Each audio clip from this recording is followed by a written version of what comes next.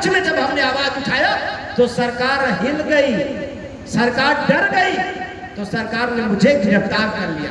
एक साथी कह रहे थे कि भैया आपको जेल भेज दिया गया, बड़ा गलत हुआ। हमने कहा नहीं समझ पा रहे हैं, वो हमको जेल भेज करके वो ये बता रहे थे कि वो हमसे डरते हैं, वो हमसे डरते हैं तभी तो हमको जेल भेजते हैं। अगर डरते नहीं तो हमारी नोटिस नहीं लेते, वो डरे तो हमको जेल भेजे। और पिछले दिनों जब हमने जमीन के सवाल पर संघर्ष किया, गोरखपुर कमिश्नर कार्यालय पर 1 एकड़ जमीन का आंदोलन का अभियान चलाया।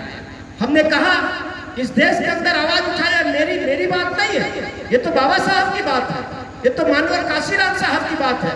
बाबा साहब कहते थे कि हर क्षेत्र में हमारे लोगों को बराबर का हक मिलना चाहिए, अधिकार मिलना चाहिए।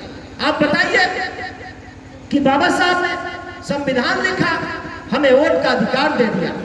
आज हम लोग वोट के मामले में बराबर हो गए, वोट के संदर्भ में हम सब लोग बराबर हो गए। कोई गरीब आदमी भी वोट देता है तो उसका भी वोट एक ही गिना जाता है, और कोई अमीर आदमी भी वोट देता है तो उसका भी वोट एक ही गिना जाता है।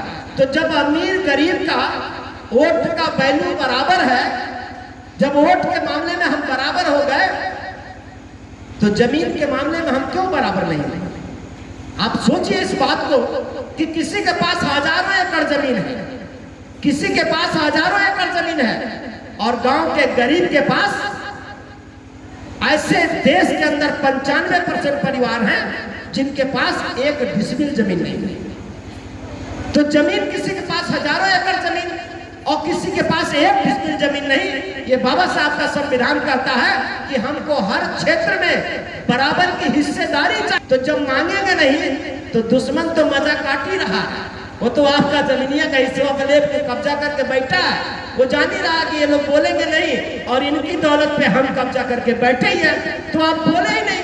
और हमारे नेताओं ने भी सोचा कि का बोली तो जमींदार बहुत बड़ा आदमी बा, पता चला हमें घेर ले, तो डर के मारे बोले नहीं। और जो डर के नाते नेता बोले नहीं, वही कहते हैं कि हम आपके मसीहा हैं, वही आपके मसीहा बनने की दावा भी कर रहे हैं। लेकिन कभी नहीं सोचा कि जमीन अगर मिल जाएगा, अगर 1 एकड़ जमीन एक परिवार को मिल जाए तो बेकार गरीबी दूर हो जाएगी, बेरोजगारी दूर हो जाएगी। गांव का बड़े आदमी अगर गरीब को धमकाता है तो कहता कार्य तो दिमागवा खराब हो गई बा, जानत नहीं वाले 1 डिसमिल बेचल तो के बर्बाद कर दिया। तो ये हिम्मत कहाँ से उसको मिला? जमीन से मिल रहा। अगर हमारे लोगों के पास भी जमीन होता तो कोई दरवाजे पर जाके धमका नहीं पाता, उसको मजबूर नहीं कर पाता। तो इन बातों को लेकर के भी आपको लड़ना पड़ेगा।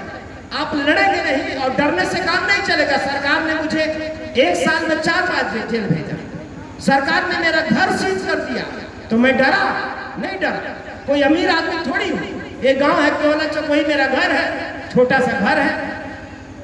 गोरखपुर में रहता हूँ, गोरखपुर का भी घर सीज कर दिया। हम हाई कोर्ट से गए, बाबा साहब का संविधान हमको डरा कौन सकता है?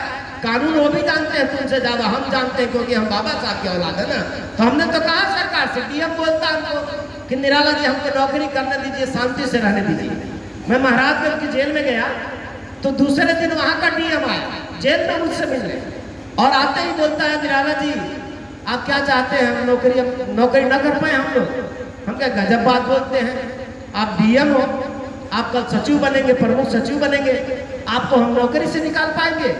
तो क्या बताइए, आपने मुख्यमंत्री का घर गिरवा लिया,